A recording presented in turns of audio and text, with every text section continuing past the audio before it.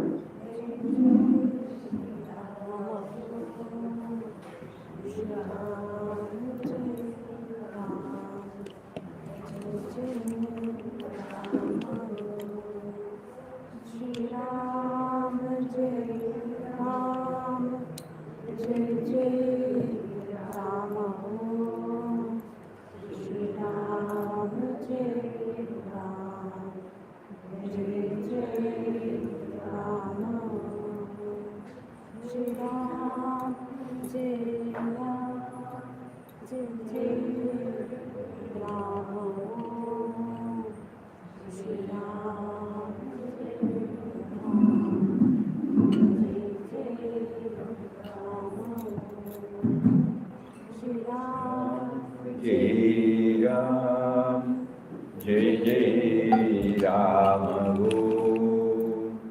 Shri Ram, Jai Ram, Jai Jai Ram,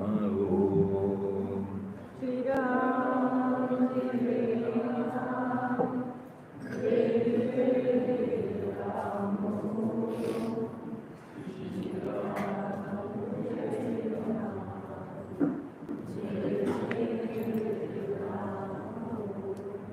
Shri Ram, Jai Ram, Jai Jai Ram, Shri Ram, Jai Ram, Jai Jai Ram, Shri Ram, Jai Ram, Jai Jai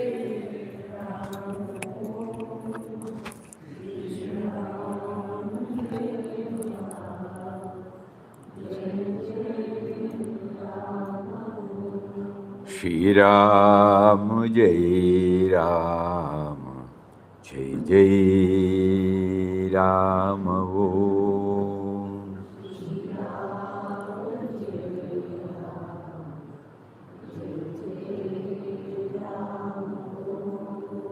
Shri Ram, Jai Ram, Jai Jai Ram,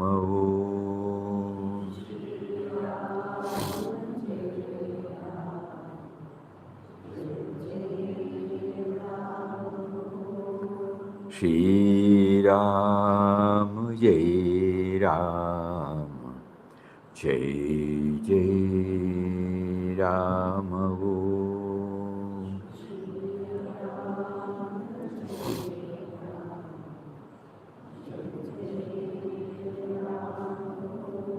Shri Ram, Jai Ram, Jai Jai Ram,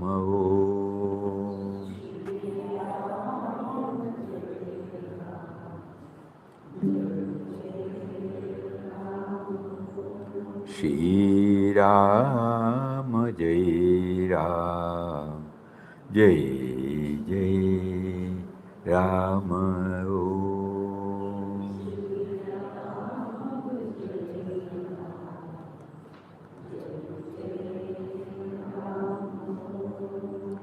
Shri Ram, Jai Ram, Jai Jai Ram,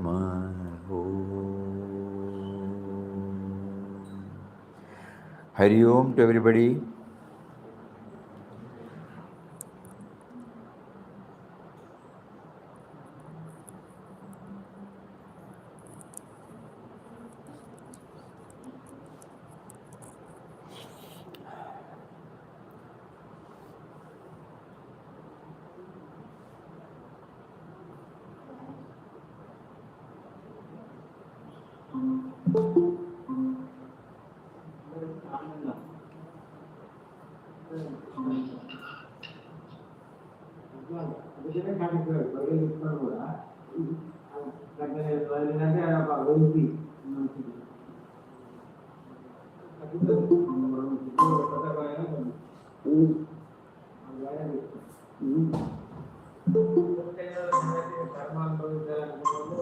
Hari Om, Hari Om. Namaskaram, Swamiji. Namaskaram, Namaskaram. Namaskar. Ma'am. Kindly switch off the audios, please. Thank you. Pranava, Swamiji. Pranam, Pranam, Pranam. Swamiji, Pranam. Pranam, Pranam, Pranam. Where should we see? Let us see them. Okay.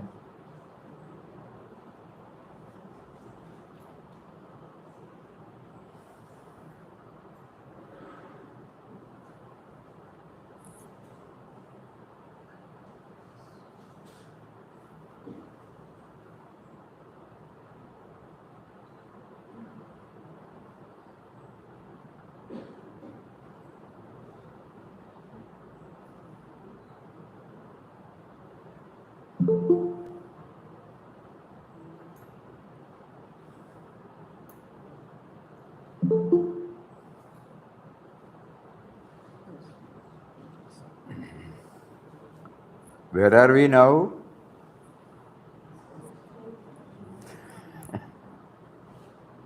Back from Wayanad.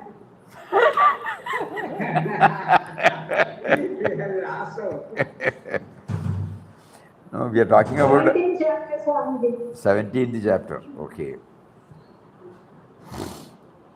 We keep on reminding us that Papa prompted us to take up this in-depth study on Srimad Bhagavad Gita, not for any academic exercise, not for any intellectual absorption, but only to find out some clues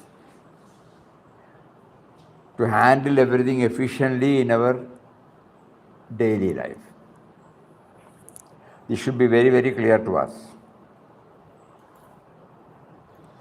Because academic exercise will not help us much.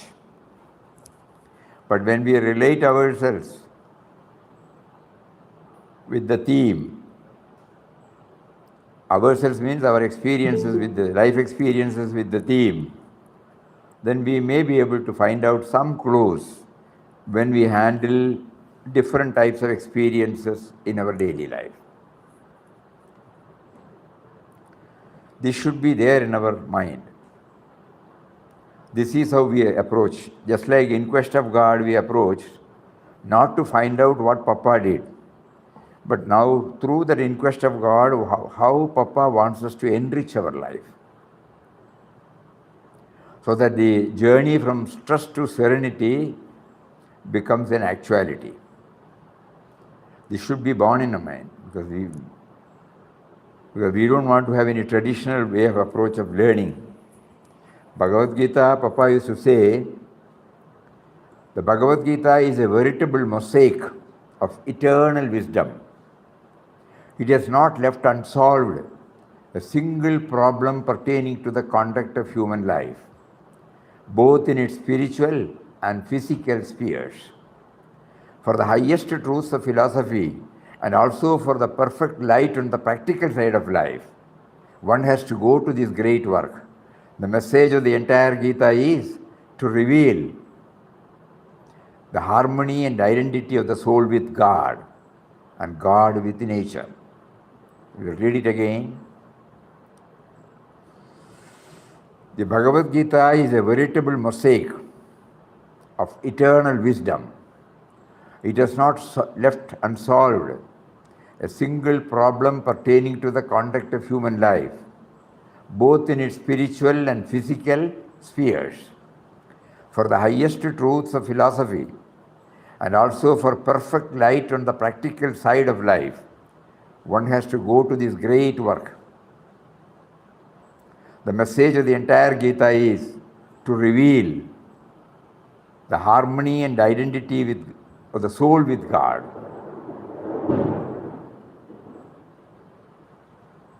What was that? Crackers. For the highest truths of philosophy and also for perfect light on the practical side of life, one has to go to this great work. The message of the entire Gita is to reveal the harmony and identity of the soul with God and of God with nature. This should be borne in mind. Harmonizing harmonizing at the family level, harmonizing at the field of profession, harmonizing with the friends outside, and harmonizing with the soul within. So there are 4 tiers. I, as an individual, when I get up in the morning, first I identify with my family, then I identify with the field of work, profession, and third I identified with the friends, and fourth with myself. Hari Om. You're going? Check. Somebody will take her.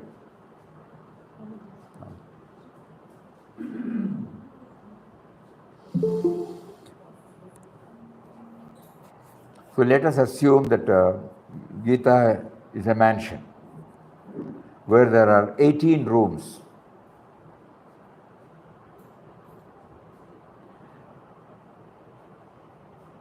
Or 28 rooms, you can say. 18 rooms, correct, 18 rooms. Each room is not of the same dimension.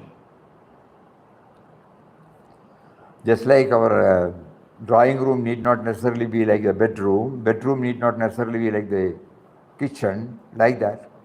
Each one is different. And then what do? We enter into the mansion. After 1 or 2, we thought we would do it tomorrow, come back. Or we may tell everybody that we have got a beautiful mansion and then keep quiet. Each one will know what we were doing. Ranganathanandjii says, we have kept it in our shelf. What is this?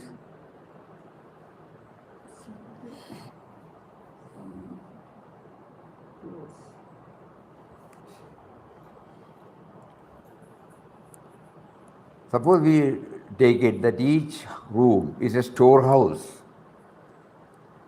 of various instruments of knowledge, meaning essentials for leading towards a contented and fulfilled life. Not knowing this, unknowingly, we get stuck with the act of going around into every room, watching, understanding at the superficial level in some cases, and probably in a few make an attempt to dwell on the intellectual level. That is why, though we recite all the 701 slokas spread over 17, 18 chapters, we hardly get a clue to absorb the wonderful password to enrich our life. Immediately after the recitation, suppose some problem comes at the physical level, family level, professional level, social level. Just watch whether we have been able to absorb the theme and whether it at least had a cushioning effect. Think about it, please. This is very important. So what is needed is, after visiting the mansion, we come out of it, pause for some time, and through reflection and contemplation, link the theme contained in the song Celestial with the various types of our own experiences. Thus, the process of integrating the theme into our daily life begins, and proportionate to the intensity, the progress will be felt, ultimately leading to serenity and fullness. We have to keep on, otherwise, we may slip into the act of learning in Bhagavad Gita.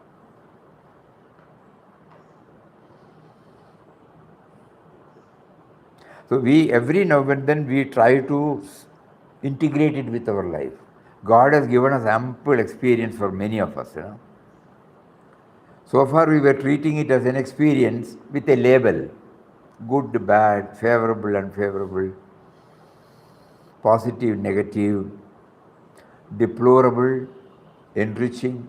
Like that we used to put a label on each and then keep quiet, that's all. Now, no. God has made us to go through this. Because the first and foremost lesson he gives is our life is a pre-scripted drama. Very difficult for us to agree.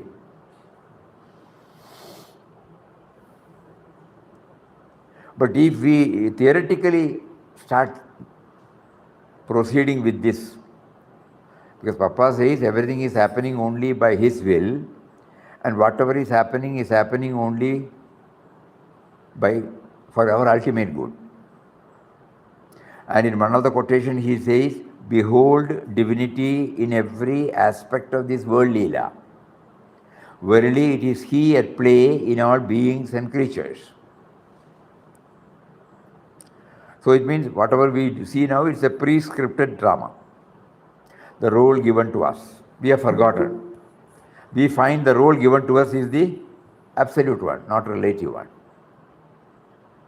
So we come out of this 18-roomed mansion and stand outside and pause for a moment and then try to relate our experience with the theme contained in the 18, at least 1 or 2 rooms.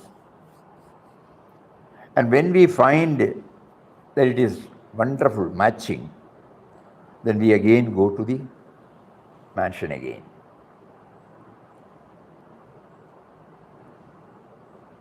So that we are not interested in covering the entire 18 rooms at a stretch.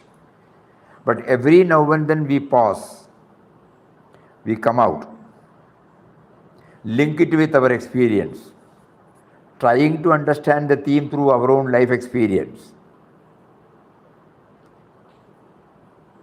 Then only we will be following strictly Papa's words. Message of the entire Gita is to reveal the harmony and identity of the soul with God and God with nature. So he is behind. This should be hammered into our brain. That is why you will find in Talks on Gita by Vinobaji, he doesn't go along with the slogas. He comes out to the mansion and then thinks about each and every room and then connects them with the practical daily problems, daily handlings, and then gives out. That is why it is so appealing. So let this background be there in our heart. We will go through it. Technically, 17th chapter is also very interesting. In any field, if we have to bring out excellence, dexterity, efficiency,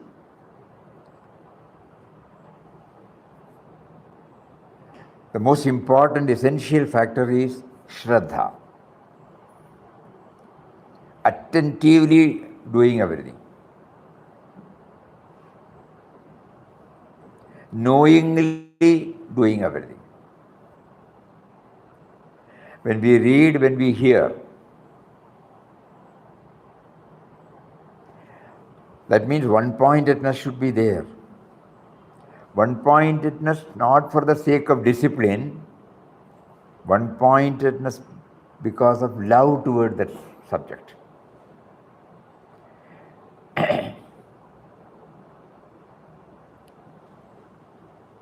So elaborately he explains about the various aspects of shraddha. It is very interesting.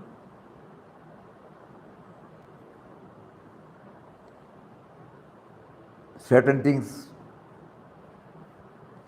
we are not interested, certain things we are definitely interested.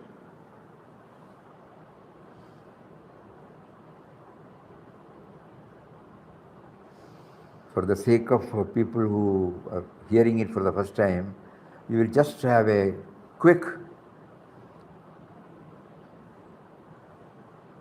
recap of all the. This is the most beautiful thing, Swami. Hey, Volume. Your quick recap is the most beautiful thing. no? We couldn't hear. Suddenly the volume has become. The quick recap is the most beautiful thing. Quick recap is the beautiful thing. No. Okay.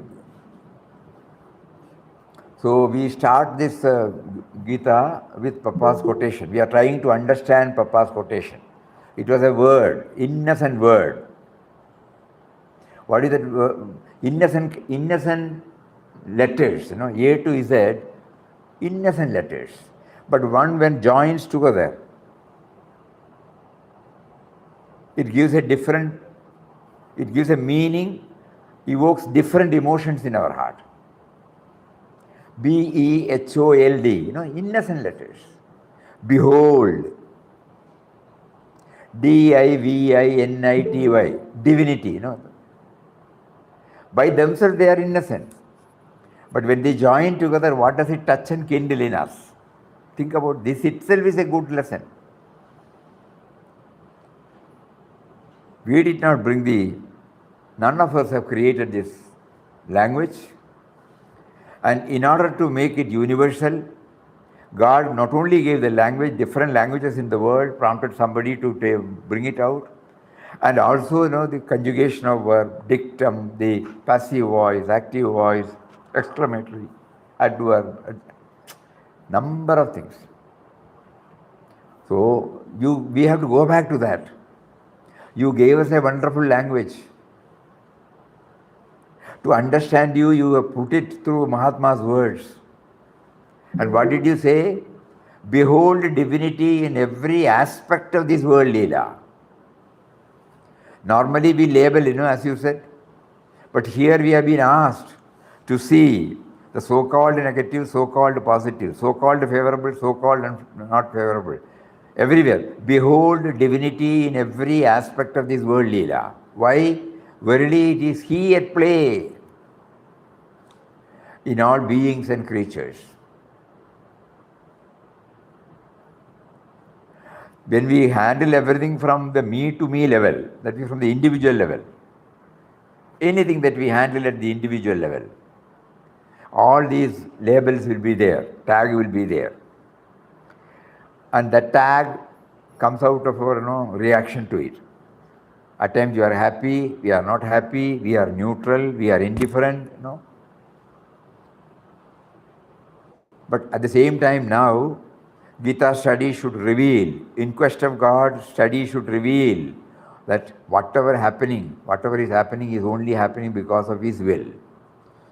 At the moment I would not have realized, but I am trying to realize. I am clear about the goal to be reached. Behold divinity in every aspect of this world, leela.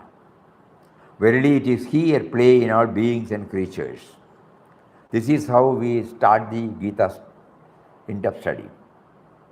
Before we try to understand the import of Srimad Bhagavad Gita, it will be better if we contemplate upon the secret of this manifestation through the above words of Papa. He says, verily it is He at play. How do I understand? Vanamali has given a beautiful explanation. The Puranas declare that the whole of life is indeed the leela of the Lord, in which He Himself is the hero and the villain.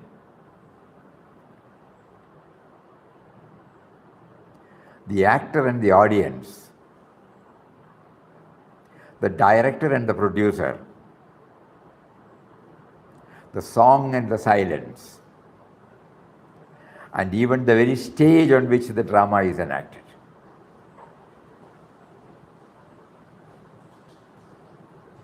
It is by the large mobilization of His Prakriti, His energy, His will, His power, that He manifests Himself in all this multiplicity. But then the question arises as to why He allows Himself to get caught in the web of His own creation.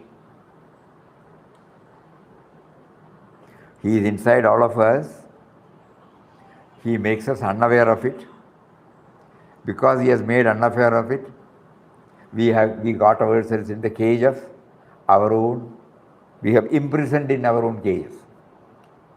Conceptual presence, We are finding it difficult to get out. So this is the question. Why did he do that? Can the spider be trapped in its own web? The explanation is simple. The best actors are those who can completely immerse their private lives in the personality of the character they are portraying. We have seen movies, we have seen serials, probably many of us would have seen dramas, cinemas. There, the characters, we know who is the actor. But he doesn't represent as the actor, that the person there. A different role. He identifies himself totally with it, that is why we remember him. Same thing.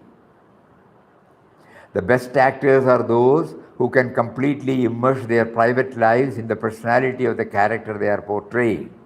So also in the cosmic drama, the supreme actor has to forget his true nature, allow himself to be caught in the web of his own Maya. If he is to completely and satisfyingly enact the different roles, he becomes the king on the throne, the beggar on the street, the murderer about to be hung, the victim lying in a pool of blood, as well as the judge pronouncing judgment in the court. He is the solo actor, the sole enjoyer, the only experience, oblivious of his divine origin, submerged in the role. He is playing, laughing, crying, dancing, singing, living and dying.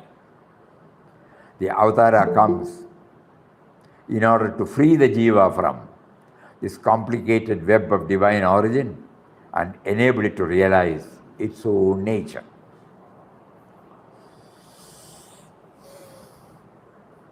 Throughout the chapters, we find the above principle is given emphasis repeatedly in so many ways. We have not entered into the mansion. So it can be taken that the whole scene of the Kurukshetra battlefield and the characters play there are in the minds of every one of us. Lord Krishna stands for the indwelling reality.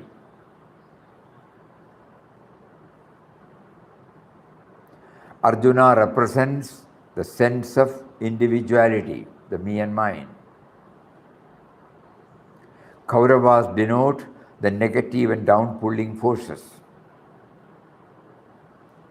Pandava represents the sense of, the Pandavas symbolize the positive and elevating forces.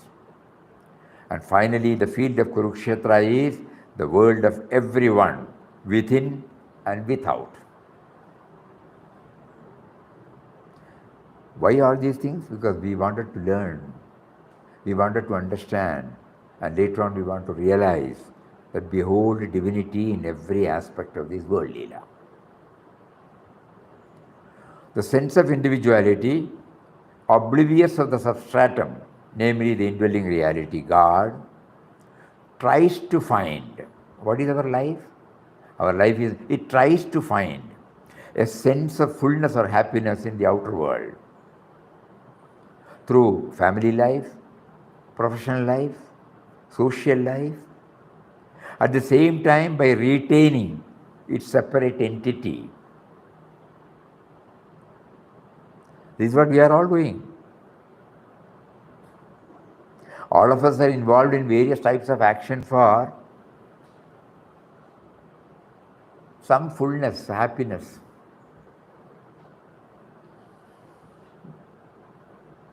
Everybody wants to have that sukha, no?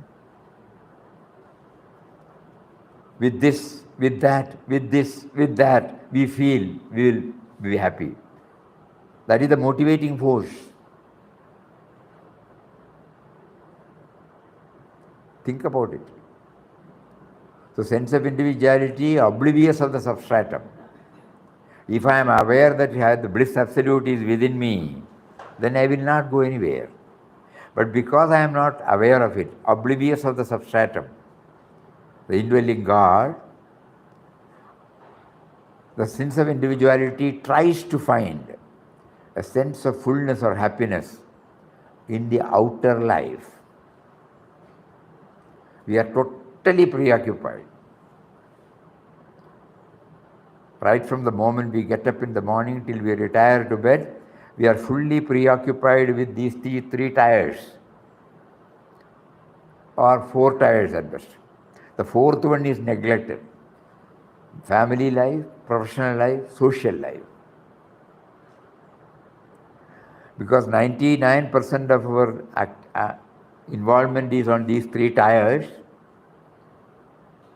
we hardly look at ourselves, the personal life. Accepting that there is a craving, there is a deep desire to lead a happy life, that's all.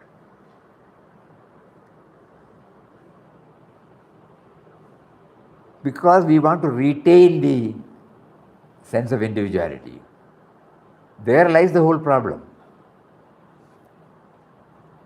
Somebody behaves, we treat it from our level, because we have got a set of norms in our mind. This is right, this is wrong, this is okay, this is not okay. And when somebody behaves, when somebody talks, when something happens which is not in line with, in conformity with our norms, we become sad, we become happy, we become miserable. Think about it, no? Because we want to retain our separate entity. At no time we want to raise ourselves, because we have no time. Our occupation in these 3 tires is so full that we don't realize the need to raise ourselves from the individual level. Spiritual dimensions, spiritual disciplines enable us to, or reminds us to rise a little higher than what we are, so that we will be able to handle things. Ultimately, we should be able to handle everything, handle the situation, which will not disturb our balance. Because we try to retain, unknowingly this happens, not that knowingly. So when we go to ashram, when we go to temple, when we hear discourses, when we go through the shastras, we get this clue, They ultimately raise yourself from a higher level.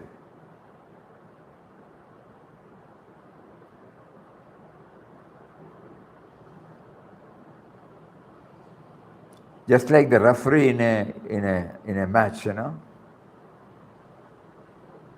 he is not identifying himself with any party, any groups. He is always conscious about what is going on, and he has to give the judgment. He is raising himself to a higher level. Australia versus India, cricket match is going on. But the referee is, think.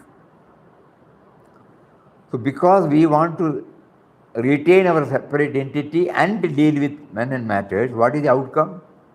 Here starts the cobweb of challenges, duties, commitments, anxieties, stress, uncertainties, discomfort, discontentment, and the like. Many a time they lead to frustration, dejection, dispiritedness, and depression. At a particular juncture,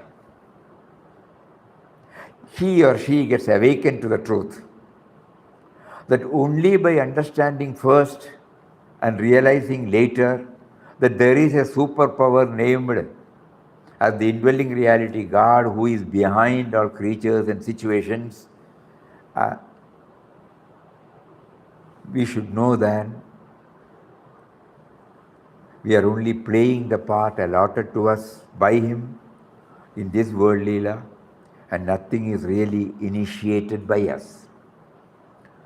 This theme is repeatedly brought out by Lord Krishna throughout the Bhagavad Gita. Very difficult. This approach is also very difficult. But by keep on hammering, and we people who are associated with Papa's schools of philosophy, to us, Ramnam should enable us to link ourselves with the Krishna inside, with his indwelling reality. What does Papa say? Nama is the link between us and him, us and God. So the real purpose of Ramnam will help us to hand over our sense of agency, sense of doership, sense of enjoyership, sense of ownership. So it helps us as devotees of Papa when we take to Ramnam, slowly, previously we were chanting, that's all. And it gave us some joy. But if we go through our own life in retrospect, or even now, are we in a position to accept everything as ordained by him? Each one will get a reply. We are retaining our separate individuality. And Ramnam is also considered as an activity of the separate individuality.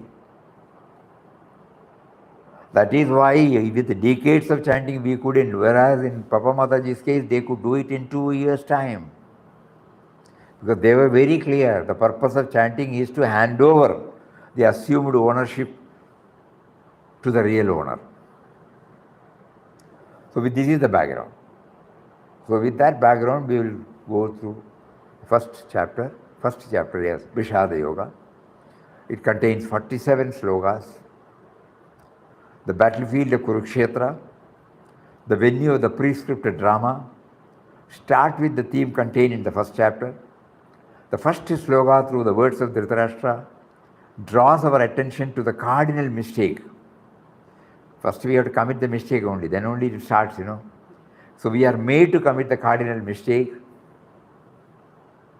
of allowing our mind to get dominated with me and mine behind our thoughts, words and deeds. The opening verse, he says, my children and Pandu's children, my children. If he was impartial, if he had developed righteousness, war would not have come. He could have give them, their share. But he had this attachment, me and mine. So, the symbolic. So here we start, my whole problem starts with the me and mine. My urge to retain my sense of individuality. My rights and wrongs, my likes and dislikes, my preferences, my priorities, my cravings, my desires, my preconceived notions. All these are the different facets of me and mine, and that is how the problem starts. So here, me and mine behind our thoughts. And this is the root cause of all battles and conflicts in our own life, resulting in not becoming aware of his presence. Not knowing the origin of ourselves and the world of creations outside could be the instrumental cause for the dominance of me and mine. None of us have been taught, right from our young age, by any forum, that God is within us. And God decides everything through us. So we have not developed or educated or built up our personality. We have built upon me and mine. You have to think about it. First chapter talks about the root cause, me and mine. With this background, we go to the second. While reacting to objects, emotions, thoughts and situations, we normally start from our me and mind level. The sense of individuality is caged in body-mind intellect complex, which everyone feels is the planner, the actor, the enjoyer, the sufferer, the owner. So Sri Krishna first touches upon the transient nature of this equipment and points out the immortal nature of the core of our being, which is in all equally. Transient nature. First of all, then when they I and me, I and me, I and me. Then the first, after the diagnosis, the first treatment starts with knowing that this me and mine, encased in body-mind intellect complex, is a transient being, not an everlasting being. In so many shlokas, he brings it out. It contains about 72 shlokas, the second one. Sri Krishna first touches upon the transient nature of this equipment, points out the immortal nature of the core of our being, which is in all equally, to slowly free us from the grip of the sense of individuality. The Lord prescribes various steps, out of which the most important is to keep a sense of equanimity in all situations. Sthita prajna, steady wisdom.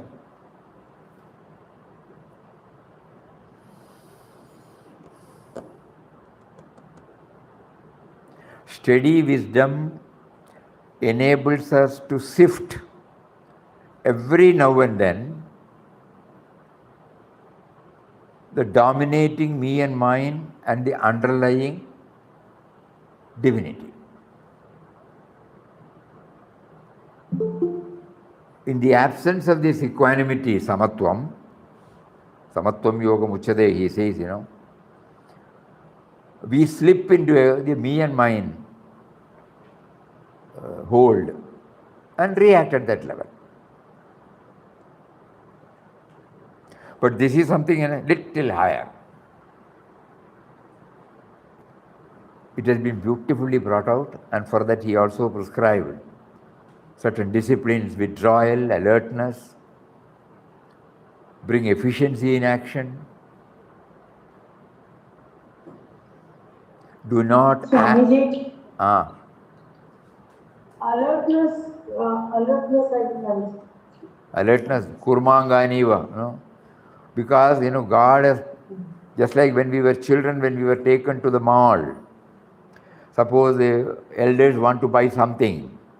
As children, our attention gets distracted to so many things. So immediately mother or father who is taking, wait, we are going there to buy this. So we are in the midst of sense objects, alluring. They will tempt us. If we don't have a balanced mind, we will fall into it. So that is why he says, like a tortoise, you should withdraw. And one more aspect he said, do actions not with the expectation of the fruit. You act and leave. You have been given a role to act, bas. Karmanyeva adhikaraste. So like that, so many shlokas, he tries to remind us this. Various steps to slowly free us from the grip of the sense of individuality. The Lord prescribes various steps, out of which the most important is to keep up a sense of equanimity in all circumstances, not fixing our mind on the fruits of every action in which we are engaged in, would also help in remembering the subtle and mysterious power God behind every thought, every word, every deed. That means if we are successful in any attempt, normally we appropriate the result to ourselves. We hardly think there are so many contributory factors which has helped us to say that we have succeeded. So we are not entitled to appropriate it for ourselves. Any activity. Suppose we write a beautiful article, and suppose somebody says, it is good. Appreciation comes, a lot of things come. Immediately we may feel we have done a good job, normally. But as a student of spiritual dimension, we will always think so many factors First and foremost is the language. Second, the so many ideas have been given because he made us to remember and associate ourselves with the teachings and life experience of various celebrates all over the world, Mahatmas. In every field, he used to bring celebrates, So all those things we would have tried to imbibe and memorizing, and then bringing it out. Outside factors have helped us, inside factors have helped us. Basic thing is he has given us a life force. This body, mind, intellect complex is in a position to do anything because there is life in it. And God is life. Later on, he will explicitly say, Jivanam Sarvabhuteshu. I am the life force in everything. So when we cannot take any credit, actually. You remember Puja Swamiji used to say this. Whenever somebody says, I pass it on, as is my wont. It's a beautiful expression in English. As is my wont, I pass it on to him, from whom everything came. So that has been brought out beautifully here. Karmanyeva adhikaraste. And only by exercising self-control and contemplating upon the indwelling and all-pervading reality, one will be able to maintain the samatva attitude. This will pave the way for accepting that everything happens only by his will. Then we go to the third chapter. This background should be there, where there are, through 43 shlokas, he says, to achieve this above objective, efforts are to be made to convert all actions as a dedication to the Lord, who has provided and has been providing everything to us through his two creations, namely Mother Nature and society. Because when I come out of my mother's womb, I did not bring anything. Everything has been provided to me. So whatever I do, I should try to dedicate it to him. Just like he has given everything through his creation, I am also dedicating everything to his creation. Papa put it in a simple language. To love all is the true bhakti of God. To serve all is the real worship of God. So actions are to be done with a touch of love, a touch of perfection, touch of dedication, touch of gratitude. Never in a slipshod, clumsy, irregular, half-hearted way. This will enable us to dwell on his remembrance, because we are giving to him, Whether I do any household work, whether I do whatever I do at the household level, or whatever I do at the professional level, whatever I do at the social level, every act has to have a touch of love, touch of perfection, touch of dedication, touch of gratitude. With that bhavana, we go to the 5th chapter, Karma Sannyasa Yoga, with 29 shlokas. When it is seen that actions have a knack of creating controversies and stress, thoughts to abandon all actions and retire to solitude might well up. Enough is enough, Here the Lord says that actions are superior to non-performing of action, because even when we retire to solitude by withdrawing from all fields of action, the mind will remain as disturbed and as it was due to the unruly nature of the mind. Through austerity, self-control, it was due to unruly nature of the mind. Though austerities, that is control of cravings and desires, are practiced, the nature of the mind, swabhava of the mind, which we have inherited along with our life force, it is still there,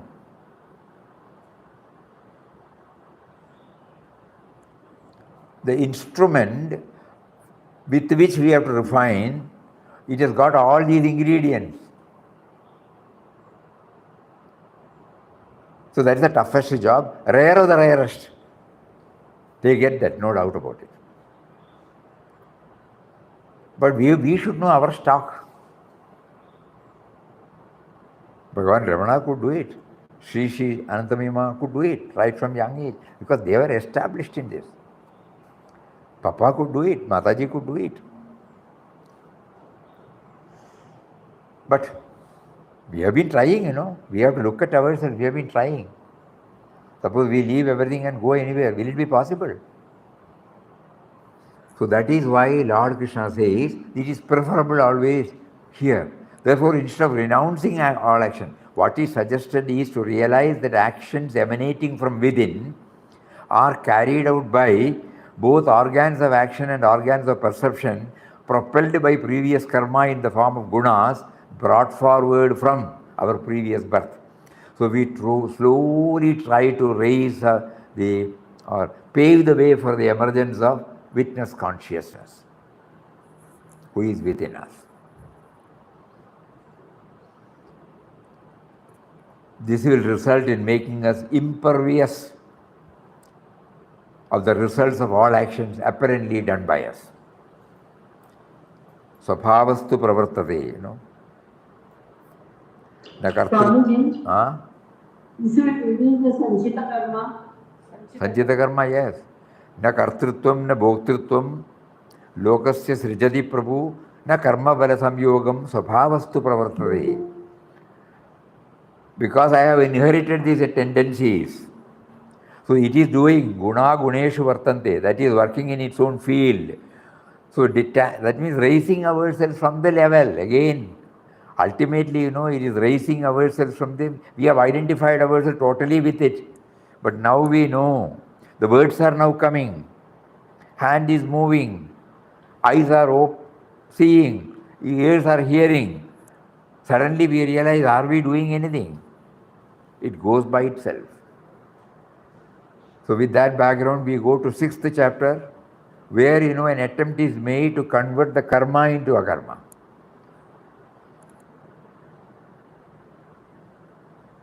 Jnana Sannyasa karma we left, okay, sorry.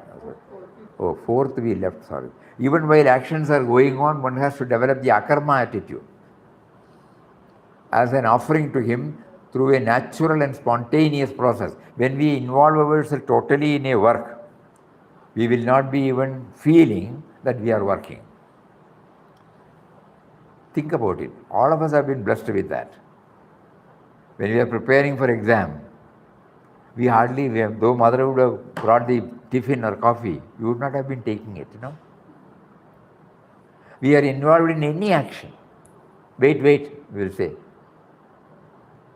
That means there is the sense of individuality is receding, the total involvement is there.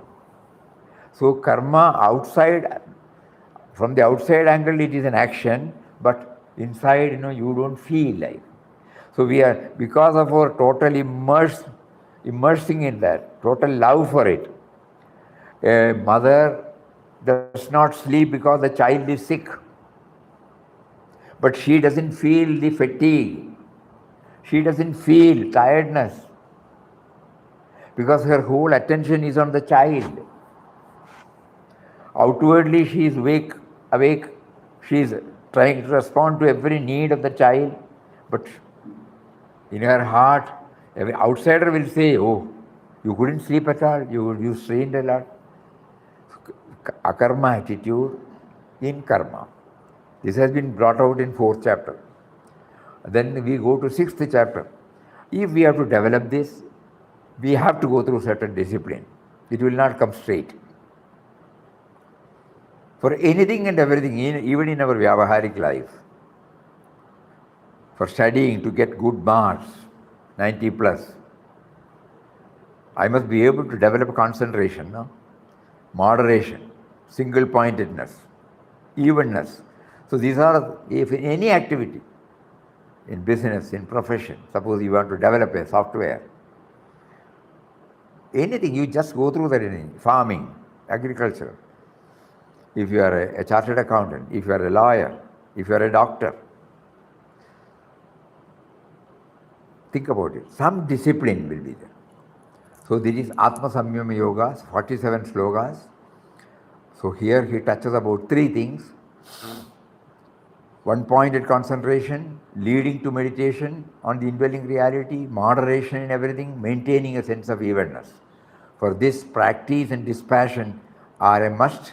Inward journey hastens to make us feel His presence within us. And then 7th chapter, Jnana Vijnana Yogam, 30 shlokas. So now in all these things we have gathered, there should be a constant effort to translate this into our workaday life. Jnana to Vijnana, knowledge to applied knowledge. So the delving deep into the origin of oneself and the world help to actualize spirituality in daily life to a very great extent. We don't have much time, so we will have a quick run. Just we see, varieties. So how does this variety come? Variety we don't mean in the physical shape. Physical shape along with the different types of characteristics of persons. Taste, temperament, aptitude, inclination, habits, swabhava. All different for the children of the same parents to begin with. How does it happen? So we try to go to the origin. So here, Vinobaji has beautifully brought it out. Different pictures drawn by the same artist with the same brush on the same canvas evoke different feelings. Similarly, the Supreme Artist, Lord, brings out the varied manifestations with the same ingredients which are created by Him.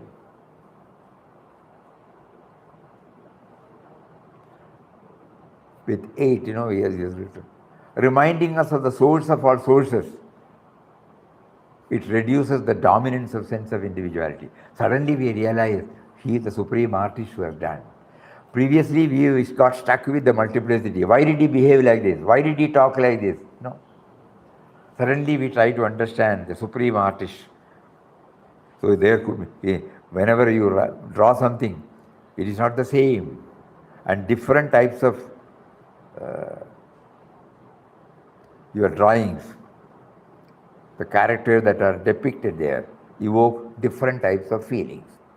When you look at one particular photo, you become meditative, reflective, another one joyful, another one sad. Think about it. And then we move to the Akshara Brahma Yoga, 8th chapter, 28 slokas. There should be an urgency, to know all these things. Why? Because death is waiting around the corner.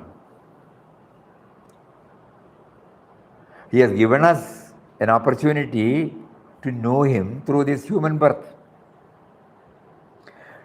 If we feel this is permanent, we can do it later, postponing, procrastinating, all these things. That will puncture our speed. So in the 8th chapter, he elaborately discusses about death and the need to remember. Antakaleja mame. He says, if you remember me at the time of death, urgency. Time is running out. So through 8th sloka, he kshara and akshara. He makes, that which is perishable and that which is non-perishable, and so reminds us of the need to understand this and to develop samskaras, good samskaras. Otherwise, like what we have now brought, we will be carrying over these samskaras. Samskaras which disturbs us, which makes us move away from the final end, joy, that will be continued. So I should develop good samskaras before my time runs out. And from there we go to the 9th chapter, Rajavidya Rajaguhyam. This is supposed to be a wonderful clue he has given in this. Everything is you only. There are only, he says, this is a royal path. By realizing that he is the goal, he is the supporter, he is the witness, he is the abode, He is the refuge. He is the friend. He is the origin. He is the dissolution. He is the substratum. He is the storehouse. He is the seed immutable. Whatever action is done, whatever is eaten, whatever is offered a sacrifice, whatever is given, whatever austerity performed, all are offered to him totally. Because we try to find out everything has been given by him. And this path is the express highway. This is the royal path, express highway to God, where we do not have to bother about anything because we are safe in his hands. And to make it more convincing, we go to the 10th chapter. To see his vibhuti, This vast creation is like God's book. When our eyes are covered with thick veils, we think that the book is closed. Everywhere in this book, the name of the Lord is written. Meaning, every creation in this, the name of the Lord is written. In beautiful letters. But we fail to read that. We get this description of the world manifestation, that the divine has become the many through his yoga power. Though he is one, he can also be many. And an in-depth study of the vibhuti, that is power of manifestation, helps to know him more clearly. One method is to see him in pure and gentle forms first among human beings, grand and beautiful forms in nature. The Lord assures that when devotion is developed in that particular event or person or object, in bhaktas, to know and love him, he will take those bhaktas unto himself.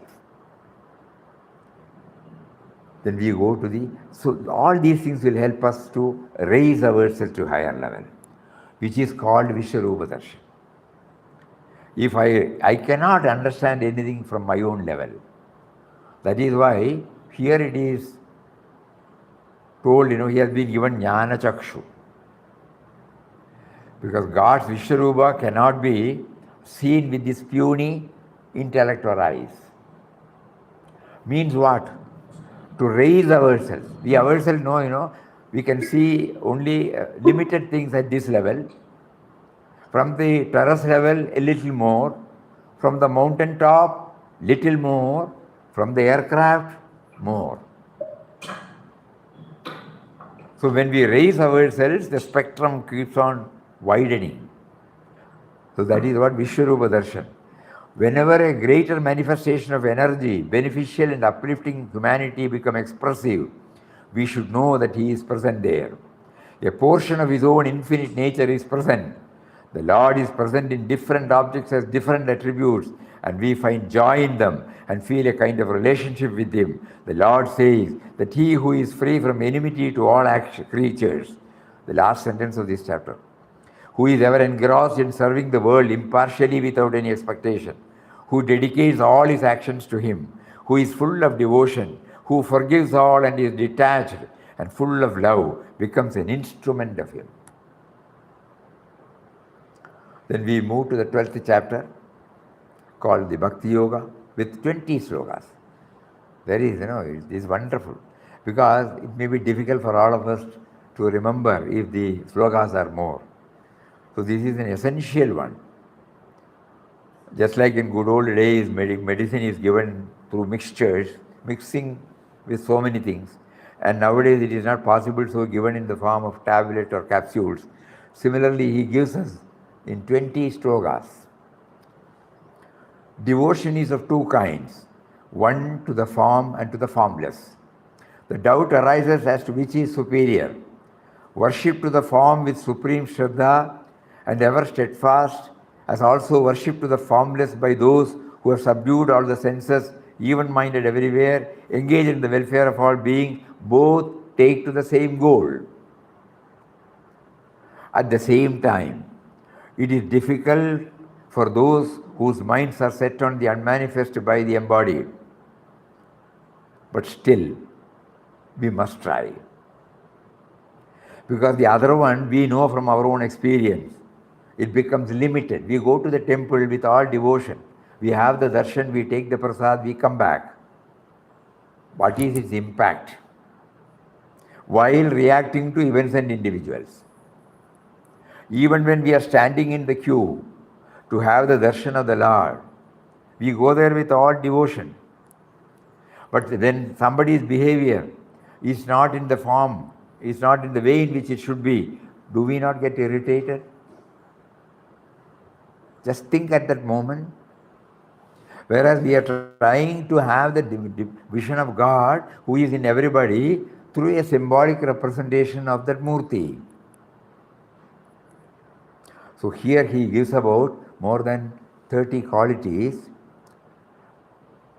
and says that if you practice this in your daily life, that entitles one to become the dearest devotee. Starting from the last 7 slokas, Adveshta Sarvabhutana. 20 slokas hold, out of which again you can sift and 0 to 7 slokas. And the last sloka, according to Swami Ranganathanandjii, is the one which gives you clarity. If we practice this dharmam and amritam, it will not only be beneficial to the creations outside, society outside, amritam, it will also help us in our move towards Him, both inward and outward. No? God is there in the form of manifestation, God is there in the form of indwelling reality. So these 30 values, when we try to practice, it makes our journey more cohesive, more harmonious, not only with the creations outside, but also with the indwelling reality within. Integration with the society, integration with Him. Then 13th chapter, Kshetra Kshetratna Yoga with 34 slokas. Again, we hear all these things. We practice all these things because of our old vasanas. We will again slip into this me and mine. So in order to make us aware of it, he makes us to go take to a reflective method by which we sift, we separate the indwelling reality and the sense of individuality who is in the form of the kshetra. Kshetra and kshetratna, the knower of the field and the field. It is my body, it is my mind, it is my intellect. The knower is different from body, mind, intellect. So he elaborately discusses about, normally we don't apply our mind by reflection. I know that my body, my hand, my face, I am cheerful today, I am depressed today. Who knows that? I am intelligent, I am dull. Who knows that? So like that, the sifting process, that will enable us to rise to a higher level. So Kshetra, Kshetratna, here also he brings the great primordial elements. Egoism as also causal unmanifested nature, the 10 senses, the mind, the 5 objects of senses, desire, hatred, pleasure, pain, intelligence, fortitude, they all constitute the field. The Lord also enumerates more than 20 values to realize the purpose of true knowledge. To sifting knowledge, Amanitvam, Adambitvam, Ahimsa, he likes that, he brings it out. The knower of the field is explained as one shining by the functions of all senses, yet without the senses. Unattached, yet sustaining. Devoid of gunas, yet their experiencer. Look without seeing, you would have remembered. No? Hear without hearing, that stage.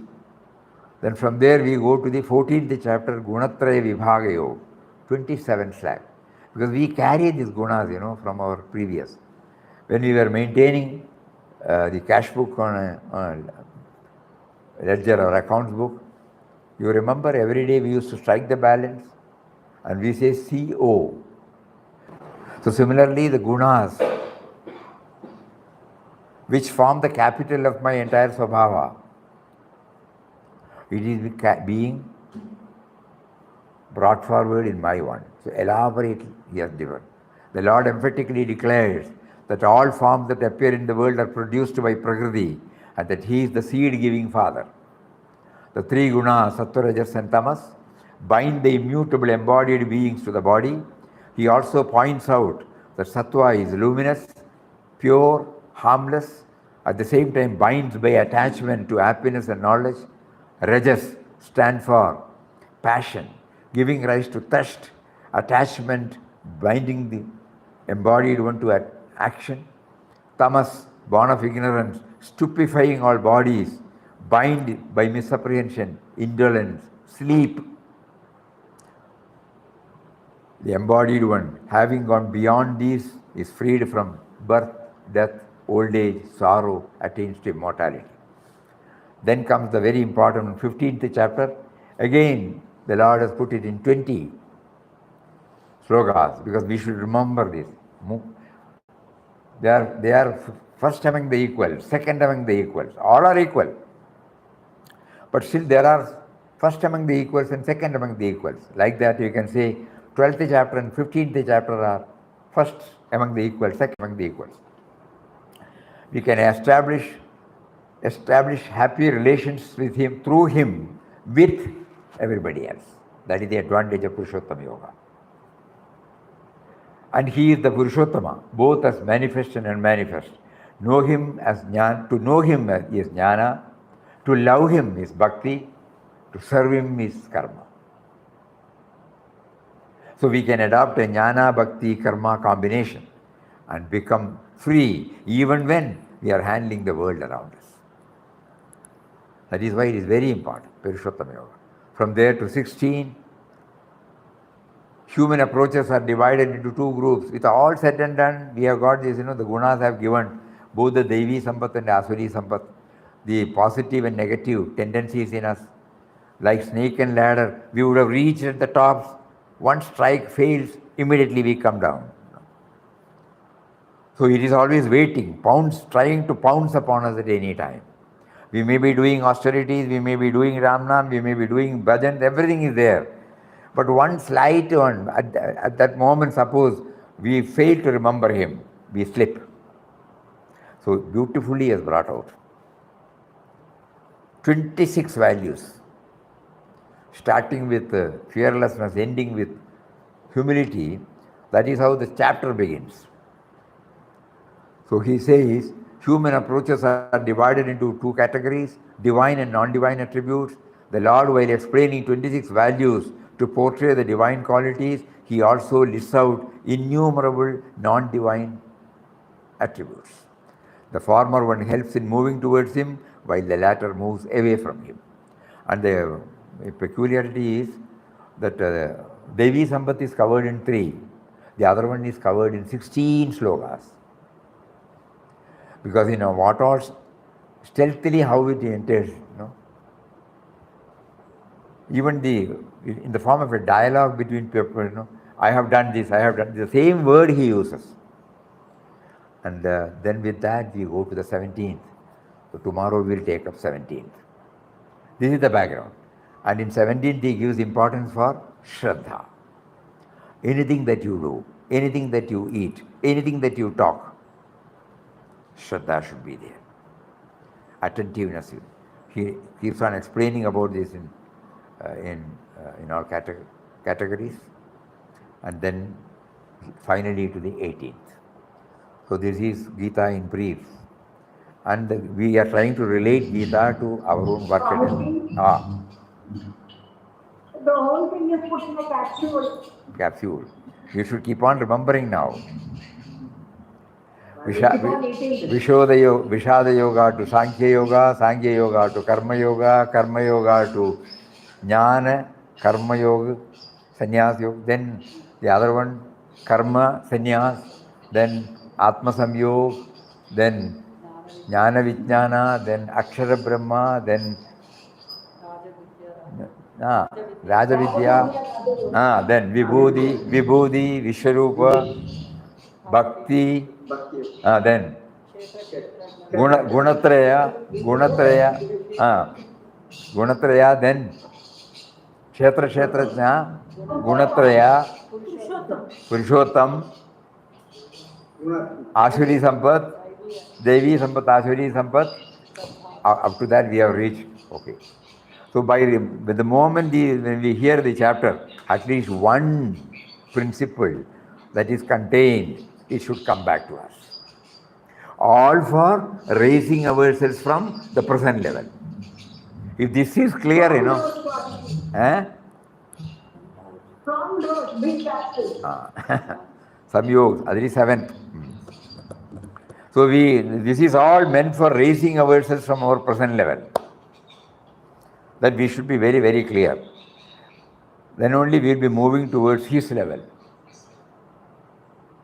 Slightly, a little more higher, from the ground level to the terrace level to the mountain level to the aircraft level to the satellite level. Mic is on. Very exciting. Audios. Correct, mic is on. So many audios there. So let us try, let us keep on praying. Nothing can be done by our effort. So we have to plead. You have facilitated us to know how to scale the heights. Now enable us to scale the heights. Extend your hand of support and lift us from stage to stage. And every time when you lift us, our vision becomes broader and broader. We will be able to handle things, handle our mind, handle the situation effectively. So let this be very, very clear to our mind. That is why we said we don't want any academic exercise, intellectual exercise, but we want to refine our life, enrich our life, make wherever adjustments are necessary, wherever we should be flexible, wherever we should be able to adopt. All these things, it should give us. With this approach, we go to Gita Mai. That is why Gita is called Mother.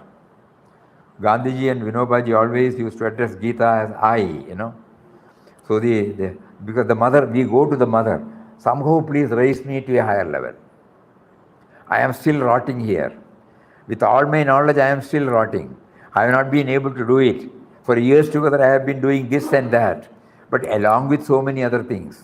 And that along with so many other things, they overpower whatever little austerities you make me to perform. So now kindly lift me up. This is how we made a review. Tomorrow we will take up the 11th. Hari Om. Om Shri Ram, Jai Ram, Jai Jai.